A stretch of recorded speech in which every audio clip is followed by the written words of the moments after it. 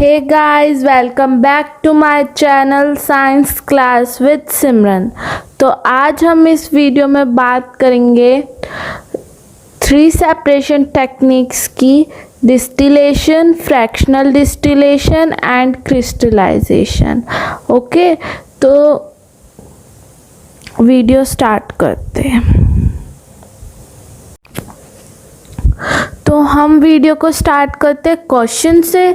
तो इस वीडियो का क्वेश्चन है ये, you have to name the technique for the separation of these two mixtures. तो आपको उस टेक्निक का नाम बताना है जो इन मिक्सचर को सेपरेट करने के लिए यूज़ होती हैं। First one is naphthalene and salt का mixture and second black ink dye में से। तो आपको इसका आंसर देना है कमेंट सेक्शन में, या फिर आप मुझे मेल भी कर सकते हो और मुझे डीएम भी कर सकते हो इंस्टाग्राम पे। ओके, तो अब बढ़ते हैं वीडियो की तरफ। तो हम बात करेंगे पहले सेपरेशन ऑफ 2 मिसिबल लिक्विड के बारे में। तो हम इसमें बात करेंगे कि हम 2 मिसिबल लिक्विड को कैसे सेपरेट कर सकते हैं, कौन सी टेक्निक है जिससे हम सेपरेट कर सकते हैं। तो वो टेक्निक है डिस्टिलेशन। डिस्टिलेशन से हम 2 मिसिबल लिक्विड को हम सेपरेट कर सकते हैं। तो डिस्टिलेशन भी ना 2 टाइप्स का होता है। First one is simple distillation and second one is fractional distillation. Okay, तो सिंपल डिस्टिलेशन क्या होता है? सिंपल डिस्टिलेशन के अंदर हम 2 मिसिबल लिक्विड को सेपरेट करते हैं, पर वो 2 मिसिबल लिक्विड ऐसे होते हैं जिनका बॉइलिंग पॉइंट का डिफरेंस मोर देन 25 केल्विन होता है। ठीक है, ऐसे मिक्सचर कौन कौन से हैं? एक है separation of acetone and water from mixture. Acetone और वाटर का मिक्सचर जो है उसको हम इस सिंपल डिस्टिलेशन से सेपरेट कर सकते हैं। आप तो हम डायग्राम से समझते हैं। तो डायग्राम में आप देख रहे हो एक फ्लास्क, जो आपको राउंड शेप की फ्लास्क दिख रही है, उसको हम कहते हैं डिस्टिलेशन फ्लास्क। वो किससे अटैच है? क्लैंप से, ताकि वो उसको होल्ड कर सके, इसलिए उसको हमने अटैच करवा रखा है क्लैंप से। और नीचे क्या लगा है? बर्नर लगा हुआ है। ठीक है, तो फिर जो फ्लास्क है उसके साइड में ही एक कंडेंसर लगा हुआ है और कंडेंसर के नीचे वो बीकर रख रखा है और फ्लास्क के ऊपर हमने थर्मोमीटर रख रखा है। ठीक है, तो क्या होता है, जब हम एसीटोन और वाटर के मिक्सचर को सेपरेट करते हैं तो हम उसको सेपरेट करते हैं बॉइलिंग से। तो जब हम बॉईल करते हैं तो एसीटोन तो वेपोराइज हो जाता है, वेपर्स की फॉर्म में कन्वर्ट हो जाता है। फिर जब एसीटोन वेपर की फॉर्म में कन्वर्ट हो जाता है तो वो कंडेंसर के थ्रू कंडेंस होके वापस, मीन्स कंडेंसर में क्या होता है, वो वापस लिक्विड स्टेट में आ जाता है और बीकर में हम उसे कलेक्ट कर लेते हैं। ठीक है, तो ऐसे हम मिक्सचर को सेपरेट कर सकते हैं जो एक दूसरे के अंदर डिज़ोल्व हो और उन दोनों का बॉइलिंग पॉइंट का डिफरेंस 25 केल्विन से ज़्यादा हो। ठीक है, तो अब हम बात करते हैं फ्रैक्शनल डिस्टिलेशन के बारे में। तो अब हम पढ़ते हैं डिस्टिलेशन का सेकंड टाइप, फ्रैक्शनल डिस्टिलेशन। तो फ्रैक्शनल डिस्टिलेशन भी डिस्टिलेशन की तरह ही होता है, बट इसमें एक डिफरेंस है। तो इसमें क्या डिफरेंस है? ये उन मिक्सचर को सेपरेट करता है जिनके बॉइलिंग पॉइंट के बीच का डिफरेंस 25 केल्विन से कम होता है। ठीक है, और आप इसका, अगर आपको डिस्टिलेशन और फ्रैक्शनल डिस्टिलेशन के बीच का डिफरेंस देखना है तो आप उसके डायग्राम में भी देख सकते हो। तो लेट्स सी द डायग्राम। तो आपकी स्क्रीन पे डायग्राम शो हो रहा है, तो आप देखो इस डायग्राम में क्या आपको डिफरेंस लग रहा है। तो इसमें डिफरेंस ये है कि जो फ्लास्क है अब उसके ऊपर एक फ्रैक्शनेटिंग कॉलम और ऐड हो गई है और फिर उसके ऊपर थर्मोमीटर लगा है और उसी के साइड में कंडेंसर लगा हुआ है। ठीक है, तो अब हम देखते हैं कि फ्रैक्शनल डिस्टिलेशन में ये किस किस मिक्सचर को सेपरेट करता है। तो फ्रैक्शनल डिस्टिलेशन में ये एक तो सेपरेट करता है, जैसे एग्जाम्पल है इसका, एक तो separation of petroleum product means जो पेट्रोलियम के जो प्रोडक्ट होते हैं उसको सेपरेट करता है। पेट्रोलियम के अंदर क्या क्या प्रोडक्ट हो सकते हैं, कैरोसिन, पेट्रोल, डीजल एक्सेट्रा, तो ये उसको सेपरेट करता है क्योंकि उनके बॉइलिंग पॉइंट का डिफरेंस कम होता है 25 केल्विन से। और ये सेपरेशन में और एक और एग्जांपल है इसका, separation of air particles means air के पार्टिकल्स को भी सेपरेट करने में हेल्प करता है। तो पहले हम इसका पढ़ते हैं कि पहले हम डायग्राम से समझते हैं कि ये कैसे सेपरेट करने में हेल्प करता है। तो हमने इसमें मिक्सचर लिया है अल्कोहल और वाटर का। ठीक है, तो इसके अंदर क्या होता है, हमें जब अल्कोहल और वाटर के मिक्सचर को सेपरेट करना होता है तो पहले हम उसमें हीटिंग से स्टार्ट करते हैं। मीन्स हम सॉल्यूशन को पहले हीट करते हैं, फिर जो अल्कोहल होता है उसका कम बॉइलिंग पॉइंट होता है वाटर से, तो वो वेपोराइज ईजिली हो जाता है। जब वो वेपोराइज होता है तो वो फ्रैक्शनेटिंग कॉलम में जाने लगता है। अल्कोहल वेपोराइज होता है तो फिर वो ऊपर की तरफ बढ़ने लगता है और उसके साथ साथ वाटर भी बढ़ने लग जाता है ऊपर फ्रैक्शनेटिंग कॉलम की तरफ। आप देख रहे होंगे कि फ्रैक्शनेटिंग कॉलम में बीड्स प्रेजेंट होते हैं। तो ये बीड्स किस लिए होते हैं, ये जो बीड्स होते हैं वो लार्ज सरफेस एरिया प्रोवाइड करते हैं वेपर्स को, ताकि वो इजीली कूल हो सके और कंडेंस होके लिक्विड में कन्वर्ट हो सके। ठीक है, तो जब अल्कोहल और वाटर ऊपर फ्रैक्शनेटिंग कॉलम की तरफ जाते हैं तो वाटर जो है वो वापस फ्लास्क में आ जाता है, क्योंकि उसका जो टेम्परेचर जोन है वो डिफरेंट होता है अल्कोहल से, इसलिए वो वापस फ्लास्क में आ जाता है। ठीक है, और फिर अल्कोहल जो है वो फ्रैक्शनेटिंग कॉलम से पास होकर कंडेंसर में जाता है और हम उसे कलेक्ट कर लेते हैं बीकर में। हम ऐसे ही बाद में वाटर को कलेक्ट कर लेते हैं जब वाटर अपने टेम्परेचर के हिसाब जब वाटर अपने बॉइलिंग पॉइंट पे आ जाता है तो फिर वो भी फ्रैक्शनेटिंग कॉलम से होके कंडेंसर से आ जाता है बीकर के अंदर। अलग अलग बीकर में हम इसमें कलेक्ट करते हैं। ठीक है, तो ये थी डिस्टिलेशन और फ्रैक्शनल डिस्टिलेशन। अब हम आपकी बुक में एक सेपरेशन ऑफ एयर कंपोनेंट्स भी दे रखे हैं, वो हम फ्रैक्शनल डिस्टिलेशन से करते हैं। अब हम उसी के बारे में बात करेंगे। ठीक है, तो अब हम समझते हैं कि वो एयर के कंपोनेंट्स फ्रैक्शनल डिस्टिलेशन से अलग क्या। आपको इसका डायग्राम थोड़ा कॉम्प्लेक्स तो लग रहा होगा, पर ये इतना भी कॉम्प्लेक्स नहीं है। तो अब हम इसे समझते हैं कि कैसे होता है। तो आप इसके डायग्राम में देखिए, पहले फिल्टर लगा हुआ है। फिल्टर से जो है एयर एक चैम्बर के अंदर आती है जहाँ पे एयर पे प्रेशर अप्लाई होता है। फिर जब एयर पे प्रेशर अप्लाई होता है तो वो किस में कन्वर्ट हो जाती है, हॉट हो जाती है एयर। तो एयर क्या हो जाती है, हॉट जाती है। फिर जब उस पर प्रेशर लगता है फिर वो एक और चैम्बर के अंदर आती है जिसके अंदर फ्रीजिंग कोल्ड वाटर होता है।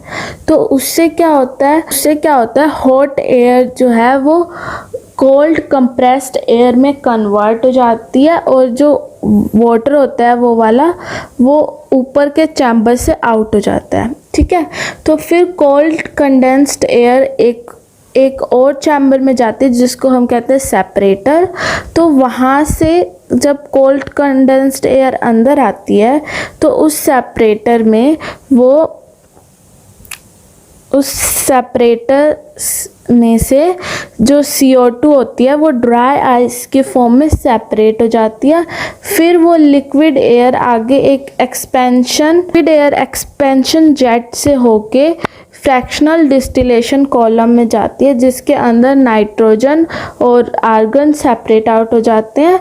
फिर वो वहाँ से जब नाइट्रोजन और आर्गन सेपरेट आउट हो गए तो ऑक्सीजन रह गई एयर के अंदर। तो ऑक्सीजन जो है वो एक फ्लास्क में जाकर लिक्विड की फॉर्म में हम उसको कलेक्ट कर लेते हैं।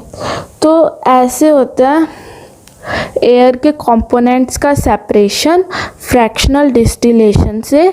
ठीक है, तो अब हम इसमें और बात करेंगे क्रिस्टलाइजेशन की, जो कि नेक्स्ट टेक्निक है सेपरेशन की एंड लास्ट वन। ओके, तो अब हम बात करते हैं क्रिस्टलाइजेशन की। नेक्स्ट सेपरेशन टेक्निक जिसकी हम अभी बात करेंगे वो है क्रिस्टलाइजेशन, और हाँ ये लास्ट सेपरेशन टेक्निक है इस चैप्टर की। तो क्रिस्टलाइजेशन में क्या होता है? क्रिस्टलाइजेशन एक ऐसी टेक्निक है जो यूज़ होती है इम्प्योरिटीज़ को रिमूव करने के लिए सॉल्यूशन में से। ठीक है, और इसकी डेफिनेशन क्या है? इसकी डेफिनेशन है it is a process that separates a pure solid in the form of a crystal from a solution. Means solution के अंदर से ये सॉलिड को क्रिस्टल की फॉर्म में सेपरेट करती है।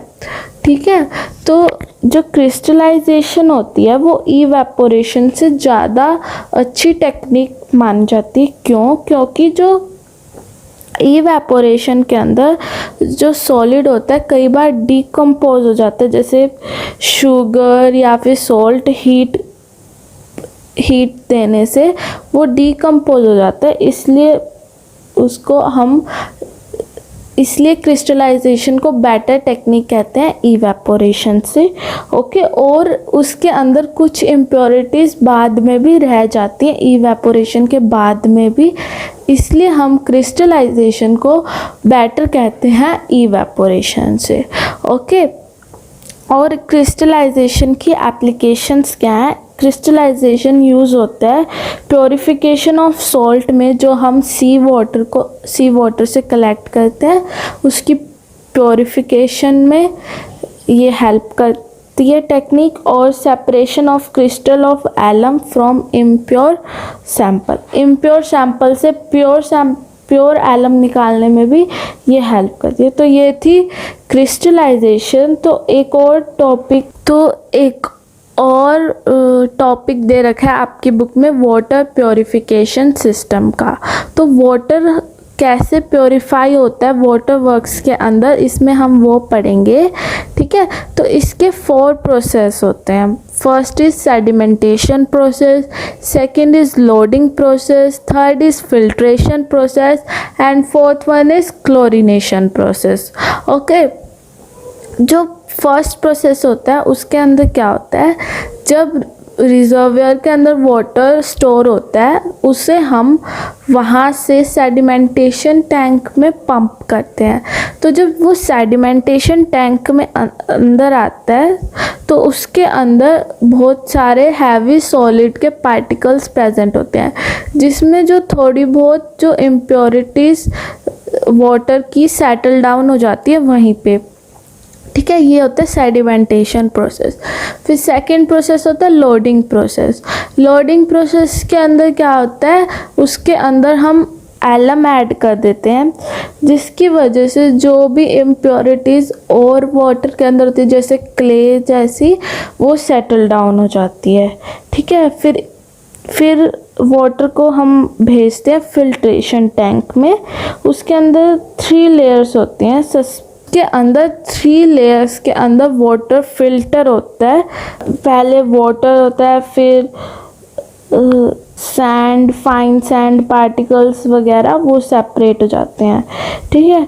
फिर ऐसे वाटर फिल्टर हो जाता है, फिर वो जाता है क्लोरीनेशन टैंक में। जो भी अब कोई भी बैक्टीरिया वगैरह जो प्रेजेंट रह गया वाटर के अंदर, वो क्लोरीनेशन टैंक में उसको वो किल हो जाते हैं, ठीक है। और फिर वो जो वाटर होता है वो हमारे घर में आ जाता है, ठीक है। तो ऐसे सेपरेट होता है, ऐसे सेपरेट होती है वाटर के अंदर की इम्प्योरिटीज़ वाटर वर्क्स के अंदर, ठीक है। तो ये था वाटर प्योरिफिकेशन। तो इसके बाद आपके चैप्टर में एक टॉपिक रह गया, वो प्योर सब्सटेंस के कितने टाइप होते हैं और प्योर सब्सटेंस क्या क्या होते हैं पढ़ते हैं अभी हम। तो ये लास्ट टॉपिक है जो इस चैप्टर का रह गया, वो भी हम इसी में डिस्कस कर लेते हैं। तो उससे पहले हम बात करते हैं फिज़िकल और केमिकल चेंजेस की मैटर के अंदर। तो फिज़िकल चेंज क्या होता है? फिज़िकल चेंजेस वो चेंजेस होते हैं जिसके अंदर सिर्फ मैटर की फॉर्म चेंज होती है, जैसे कि श्रेडिंग, मेल्टिंग, फ्रीजिंग। हम वाटर को फ्रीज करते हैं तो आइस बनती है, इसमें वाटर की प्रॉपर्टीज़ तो चेंज नहीं हो रही केमिकल वाली, तो इसलिए इसको हम फिज़िकल चेंज कहते हैं। और केमिकल चेंज क्या होता है? केमिकल चेंजेस वो चेंजेस होते हैं जिसके अंदर मैटर की पूरी फॉर्म ही चेंज हो जाती है। जैसे कई बार उसके अंदर केमिकल रिएक्शंस हो जाती हैं, जैसे इसके एग्जांपल हैं cooking, burning, rusting and rotting. Burning जैसे हम कुकिंग, जैसे हम रॉ मटेरियल को कुक करते हैं तभी जाके वो ईट लाइक बनता है, ठीक है। तो ये होती केमिकल रिएक्शन होती हैं उसके अंदर, तब जाके वो ईटेबल बनता है ना, इसलिए उसे हम केमिकल चेंजेस कहते हैं। फिर अब हम आते हैं एक प्योर सब्सटेंसेस पे। तो प्योर सब्सटेंस क्या होता है? प्योर सब्सटेंस वो सब्सटेंस होते हैं जो एक सिंगल टाइप ऑफ पार्टिकल से मिलके बने होते हैं, जैसे उसके जो कॉन्स्टिट्यूएंट्स होंगे उनकी सेम केमिकल प्रॉपर्टीज़ होगी, जैसे वाटर हो गया, शुगर हो गया। तो प्योर सब्सटेंस दो तरह के होते हैं, एक होता है एलिमेंट, दूसरा होता है कंपाउंड, ओके। तो एलिमेंट क्या होते हैं? एलिमेंट जो होता है वो एक बेसिक फॉर्म है मैटर की, जिसको हम ब्रेक नहीं कर सकते सिंपलर सब्सटेंस के अंदर, ठीक है। तो एलिमेंट्स जो होते हैं वो 3 टाइप्स में डिवाइड होते हैं, metal, non metal and metalloid. और जो कंपाउंड होते हैं वो क्या होते हैं? वो होते हैं 2 और मोर एलिमेंट से जो मिलके बना होता है उसे हम कंपाउंड कहते हैं, ठीक है। तो ये थे प्योर सब्सटेंसेस। तो इसी के साथ ये चैप्टर ख़त्म होता है, इस मैटर अराउंड अस प्योर। और अगर आपको ये वीडियो अच्छी लगी हो, please don't forget to like, share and subscribe to my channel. Also press the bell icon so that you never miss any update from my channel, okay. और अगर आपको कोई भी क्वेश्चन हो, क्वेरी हो, please free to ask me in comment section, और you can DM me on Instagram, आपको नीचे शो भी हो रहा होगा, और नहीं तो उसका लिंक डिस्क्रिप्शन में मेंशन है, आप वहाँ से चेकआउट कर सकते हैं। वहाँ पे मैं अब जैसे ये चैप्टर ख़त्म हो गया है तो मैं इस चैप्टर के नोट अपलोड कर दूँगी वहाँ पे, ठीक है।